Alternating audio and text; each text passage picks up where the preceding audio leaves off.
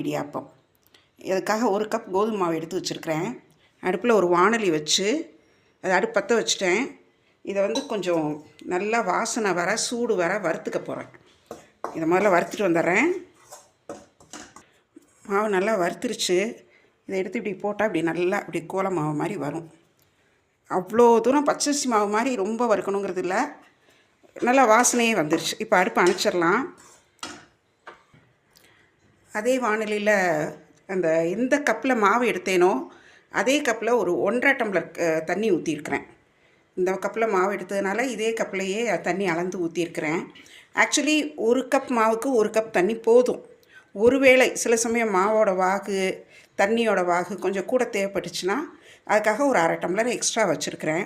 இதுலேயே நான் கொஞ்சம் தேங்காய் எண்ணெய் 1 டீஸ்பூன் ஊற்றுறேன். எந்த எண்ணெய்னாலும் ஊற்றிக்கலாம், ரீஃபைண்ட் ஆயில்